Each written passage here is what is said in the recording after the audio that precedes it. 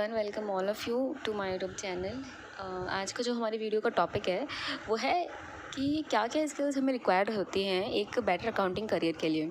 Okay, तो start करते हैं वीडियो को। जो हमारी वेरी फर्स्ट अकाउंटिंग करियर के लिए स्किल है वो है हमें जो डे टू डे अकाउंटिंग होती है। मतलब मैं आपको बस इतना कहना चाहूँगी कि फर्स्टली आपको अगर अकाउंटिंग फील्ड में अपना करियर बनाना है तो सबसे पहले आपको ये डिसाइड करना पड़ेगा कि आपको किस पोजीशन तक जाना है। आपको केवल अकाउंट असिस्टेंट बनकर रहना है, अकाउंट एग्जीक्यूटिव तक जाना है, अकाउंट मैनेजर बन रहा है। ओके, क्योंकि लेवल के हिसाब से ना काम भी डिवाइड होता है। तो स्टार्ट करते हैं। फर्स्ट स्किल जो हमारी है वो है डे टू डे अकाउंटिंग। जो भी होती हैं लाइक अकाउंटिंग की जो भी एंट्रीज़ होती हैं, पेमेंट्स हो गया, रिसिप्ट हो गया, ठीक है, बैंक रिको हो गया, पेटी कैश हो गया, तो इन सब के बारे में आपको नॉलेज होना चाहिए। आपके पास ये सारी स्किल्स होनी चाहिए। आपने इनको करा मतलब आपको इनको करना आना चाहिए, ठीक है। ये नॉर्मल सी पेमेंट के जो एंट्री कर देना, रिसिप्ट की एंट्री कर देना, ओके, और बैंक रिको करना, ये स्किल्स तो बहुत ही ज़्यादा मतलब मैं कहूँ ना नंबर 1 पे आती है ये चीज़ अकाउंटिंग करियर की आप बात करोगे तो। अनदर वन इज़ आपको इन्वेंट्री वैल्यूएशन करना आना चाहिए, डेप्रिसिएशन कैलकुलेशन करना आना चाहिए, ठीक है, ट्रायल बैलेंस को देखना आना चाहिए, लेज़र को देखना आना चाहिए। मतलब आपको अपने आप को इस तरीके से बना लेना है कि आपको ये पता चल जाए कि कोई भी आप लेज़र ओपन करोगे, उस लेज़र को देख के आपको पता चल जाए कि उस लेज़र का अगर डेबिट बैलेंस आ रहा है तो उस डेबिट बैलेंस का मतलब क्या है, एंड क्रेडिट बैलेंस आ रहा है तो उस क्रेडिट बैलेंस का मतलब क्या है। उसके अलावा आपको डेप्रिसिएशन कैलकुलेशन आना चाहिए, आपको इन्वेंट्री का वैल्यूएशन करना आना चाहिए।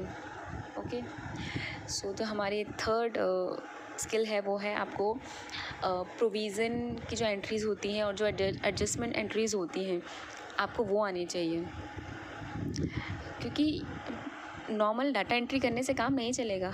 एक तरीके से आप बैंक स्टेटमेंट को चढ़ा रहे हो, आई थिंक डाटा एंट्री ही कर रहे हो, ठीक है। आपको वो काम नहीं करना है। हाँ, आप वो करो, वो आपने कर लिया। उसके अलावा आपको कुछ भी प्रोविज़न होता है या फिर कोई एडजस्टमेंट की एंट्रीज पास करनी होती है वो आपको आना चाहिए। जब क्लोजिंग का टाइम होता है तब हमें कई सारी एडजस्टमेंट एंट्री पास करनी होती है, इनकम टैक्स से प्रोविज़न वगैरह बनाने होते हैं, तो वो हमें पता होना चाहिए। आपको वो चीज़ आनी चाहिए, ठीक है। उसके बाद जो अगला स्किल या अगली स्किल मैं आपको बताना चाहूँ वो है आपको आना चाहिए कि हम बुक्स को कैसे क्लोज़ करें, ठीक है। अब मैं ये नहीं कहूँगी जो अकाउंट असिस्टेंट लेवल पर है उसको ये चीज़ आएगी या आनी चाहिए, ठीक है, आपको धीरे धीरे आएगा वो चीज़, बट एक बुक क्लोजिंग का जो प्रोसेस होता है वो आपको आना चाहिए, ठीक है। आपको लास्ट में जो फाइनलाइजेशन होता है एक तरीके से उसकी स्किल आपके पास होनी चाहिए, ठीक है। उसके बाद हम बात करते हैं, हम स्टेप बाय स्टेप पढ़ रहे हैं, ठीक है। तो जो हमारा फिफ्थ पॉइंट है वो है टैक्स की कैलकुलेशन करना आना चाहिए। हमारा अगला पॉइंट है टैक्स कैलकुलेशन। आपको पता होना चाहिए कि एटी क्या होता है, एसएटी क्या होता है, मैट क्या होता है, ठीक है। तो आपको कैलकुलेशन करना भी आना चाहिए। उसके बाद हम बात करें, ये तो सारा हमारे बुक से रिलेटेड हो गया, ठीक है। उसके बाद जो स्किल्स आती है वो है आपके जीएसटी। आपको पता होना चाहिए कि आपको जीएसटी की कंप्लीट नॉलेज होनी चाहिए। अब जीएसटी एक बहुत ही ज़्यादा वाइड मैं कहूँगी सब्जेक्ट है या बहुत ही ज़्यादा वाइड है। आपको मतलब वो इतना बड़ा है कि आप एक चीज़ पढ़ने जाओगे ना तो उसमें 36 चीज़ें और निकल जाती हैं। तो बट फिर भी आपको जीएसटी की जो लॉ है उसकी नॉलेज आपको होनी चाहिए। मैं ये नहीं कहती कि आपको पूरा ही फिर नॉलेज होना चाहिए, हाँ, बट जो आप जिस कंपनी में हो एटलीस्ट आप उसकी तो नॉलेज रखो यार कि वो कंपनी क्या काम करती है। अगर वो कंपनी लॉजिस्टिक सर्विसेज प्रोवाइड करती है तो उसका जीएसटी के अंदर मतलब क्या क्या कौन सी चीज़ें मतलब हमें लेनी, आईटीसी हम ले सकते हैं, किस किस चीज़ का हम आईटीसी नहीं ले सकते हैं, हमें बिल्स कैसे रेज़ करने हैं जीएसटी के अंदर, टर्नओवर मैटर करता है, ठीक है। आपको रजिस्ट्रेशन के बारे में पता होना चाहिए, जीएसटी की रिटर्न फाइलिंग कैसी होती है, कब होती है, रिफ़ंड प्रोसेस होता है जीएसटी के अंदर, आपको पता होना चाहिए कि कब हम जीएसटी के रिफ़ंड के लिए अप्लाई कर सकते हैं, क्या प्रोसेस है उसका। Apart from that move on to another one.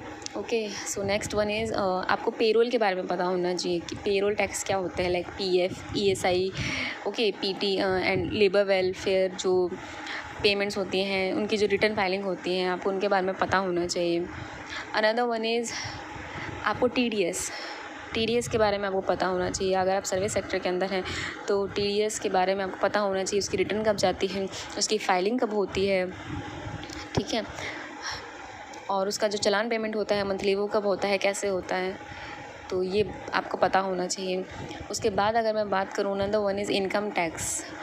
After finalization of your books of account you need to file your income tax return, right. So for this you need चाहिए कि income tax के कौन कौन से heads होते हैं, हमें जो अपनी इनकम है उसकी कंप्यूटेशन कैसे करनी है, लाइक कंप्यूटेशन ऑफ टैक्सेशन, और आईटीआर की फाइलिंग कैसे करनी है, आपको इसके बारे में पूरा नॉलेज होना चाहिए। एक और स्किल्स की मैं बात करूँगी लास्ट में। अगर आप इंपोर्ट और एक्सपोर्ट में डील करते हैं, आपका इंपोर्ट एक्सपोर्ट का बिज़नेस है, तो आपको कस्टम लॉ के बारे में नॉलेज होना बहुत ही ज़्यादा ज़रूरी है। आपको पता होना चाहिए कि इंपोर्ट एंड एक्सपोर्ट का प्रोसीजर कैसे वर्क करता है, उसकी पेमेंट कैसे करते हैं, लाइक उसमें भी जीएसटी के अंदर रिफ़ंड होता है, वो हम कैसे क्लेम करते हैं, लाइक कैसे हम रिफ़ंड के लिए अप्लाई कर सकते हैं। सो आई होप मेरी ये वीडियो आपको अच्छी लगी होगी।